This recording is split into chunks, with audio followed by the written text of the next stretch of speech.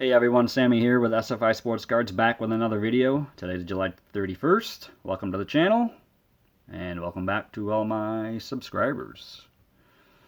I think we all can agree that we like collecting cards of Hall of Famers from the very first class, if we are fortunate enough to get our hands on one of them, from 1936 all the way to this year's class in 2022. We all look to collect these Hall of Famers in some sort of capacity. However, some do fall between the cracks and are rarely heard from in this day and age. So I myself like to bring forward to you guys some of these Hall of Famers. So today we're going to spotlight, in my opinion, one of the most underrated, one of the most unappreciated shortstops the game has ever known, and that is Joe Sewell.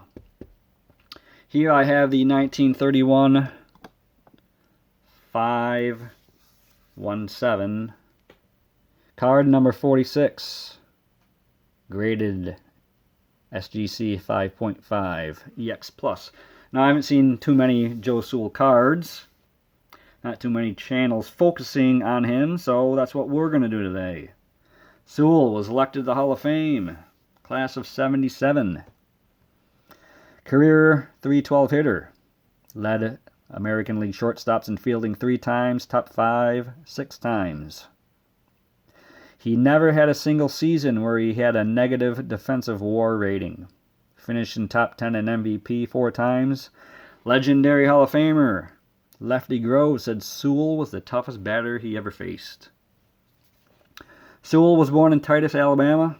Came from a family enriched with baseball talent. His brothers Luke and Tommy both played Major League Baseball, along with his cousin Rip Sewell.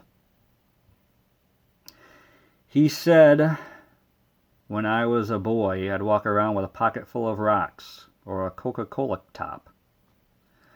And I can't remember not being able to hit them with a broomstick handle." So these words would ring true, as he took his talent as a youngster and incorporated it throughout his baseball career. He attended the University of Alabama, lauded in baseball and football. He did plan on preparing for med school and following his father's footsteps as a physician, but he was so accomplished as an athlete, he realized professional baseball was his true calling. His Major League Baseball career actually started from someone else's tragedy. 1920, New York Yankee pitcher Carl Mays struck Ray Chapman in the head with a pitch, killing him. Sewell was quoted later in life as saying, "I've often wondered what my life would have been like if a ball hadn't gotten away from Carl Mays. Because the moment that ball left Carl Mays' hand, my life began to change." He was soon purchased from the New Orleans Pelicans in the Class A Southern Association. Began his first 2 games on Cleveland's bench, where he watched his very first big league games. Manager at the time, Tris Speaker, put him in the lineup one day. For his first big league hit, he tripled. And there he kind of knew he belonged in the big leagues, as he had his own doubts early on, having only 346 career at-bats in the minors. Sewell was new to the professional game. He didn't even own a decent bat. The day Sewell debuted, September 10th, 1920, new teammate George Burns gave him a black 40-ounce bat to use. Sewell never broke this bat and called it Black Betsy for the rest of his career. That year he helped the Indians to the World Series title, and that bat is still displayed at the Alabama Sports Hall of Fame Museum in Birmingham, Alabama. From 1922 to 1930, Sewell never missed a game for Cleveland. His bat kept him in the lineup. He hit .318 in 1921, hit over 300 every year up to 1929, except in 1922.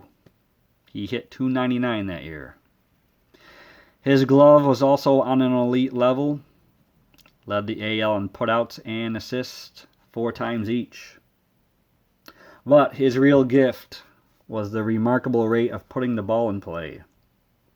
After striking out 13 times in 1924, he struck out only 33 times in the next 6 years. By the way, still wielding that same 40-ounce bat and playing in every game. One of the hardest, if not the hardest, man to strike out in baseball history.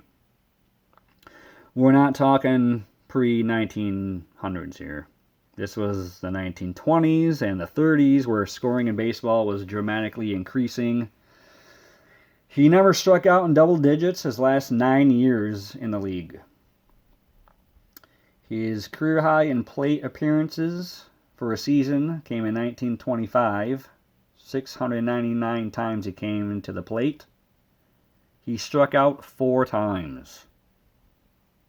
People now strike out 4 times in a game.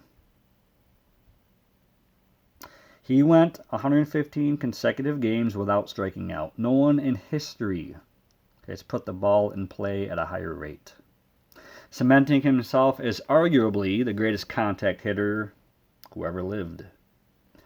After hitting .289 in 1930, he was released for a total of 4 days when the Yankees came calling for him to play third base, where he roomed with Lou Gehrig. And though he batted .302 in 31, he dropped to .272 in 1932. But he did hit .333 in the World Series to help the Yankees to victory. That year, he still holds the modern Major League record of striking out at a rate of 1 out of 167 at-bats. He struck out 3 times that year in 503 official at-bats. The next year, he hit .273, which was league average at the time, but he was released by the Yankees at year's end. For his career, he racked up 2,226 hits, only 49 home runs, but he did manage to drive in 1,054 runs and score 1,141 runs. He was also on the field for 2 of baseball's greatest feats. 1920, his teammate, Bill Wamsgans, hope I pronounced that right. He had an unassisted triple play in that World Series. And then in 1932, he was on the field for Babe Ruth's supposed home run shot that he called against the Chicago Cubs. After his playing days, he was hired as a scout for a couple teams. Cleveland, who he's most notably recognized with, and the New York Mets. In 1964, he took over as Alabama Crimson Tide's baseball coach, guiding them back to respectability, going 106 and 79 over 6 years. 1 year after being enshrined in Cooperstown, Alabama rechristened its field to Sewell Thomas Stadium for Sewell's accomplishments. To this day, the stadium is affectionately called the Joe. So, I hope everyone really enjoyed hearing about the life and career of Hall of Famer Joe Sewell and enjoying looking at this card I have in front of you today. It's a very well cut, great condition for 1931. I love collecting all cards. 50s probably is up there. It's one of my most popular. But I love all cards from the 60s, 70s, 80s too. But this pre-war era of cards might be my favorite. You really need to have them in your hands to realize, what you have. These cards are special. Every one of them that I present to you, I believe, is special because everybody's got a backstory behind them, and that's what makes them special. That's the kind of content I like putting on this channel. I very much like researching these players, sharing them with you, what I've learned, and grateful for all of you that made it through the video, and those who appreciate the greatness of these players from the past who no longer get the recognition they most highly deserve.